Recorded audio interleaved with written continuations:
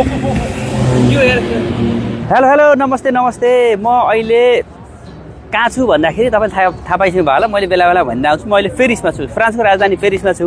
अहिले तपाईँहरूको ठाउँतिर प्राय अँध्यारो भइसक्यो होला नेपालतिर त यहाँ अब हामी यहाँ सुतौँ भनेको